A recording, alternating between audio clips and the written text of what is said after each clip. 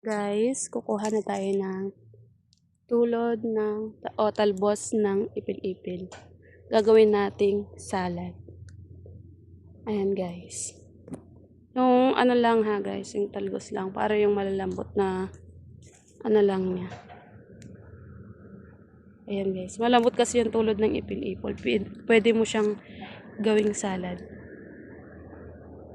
At ito na nga guys, ang mga ingredients para makagawa tayo ng salad na pako.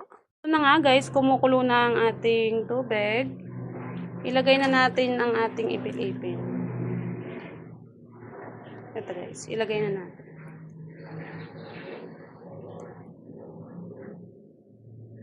Tapos wag mo natin siyang i-overcook sa pagpapakulo. Ganyan lang guys.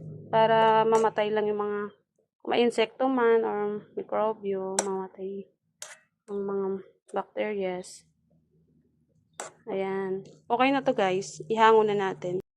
At pagkatapos natin ma-set aside ang ating ipil-ipil na mga dahon at mga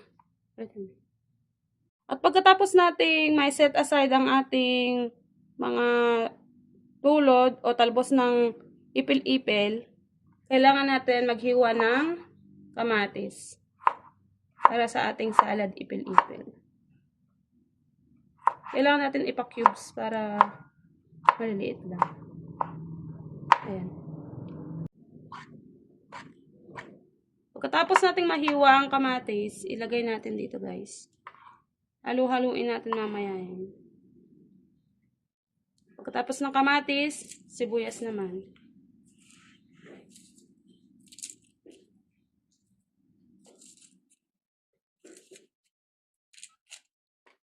Iwain natin into pa-cubes. Maliliit lang din. Ayan.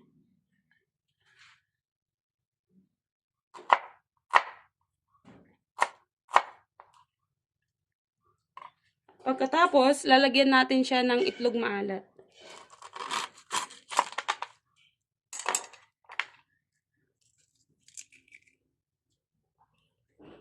At ito na nga guys ang ating nagawang ipil-ipil salad. Ito na ang kanyang finished product. Ayan. Napakasarap nito guys. Try nyo na. Thank you for watching.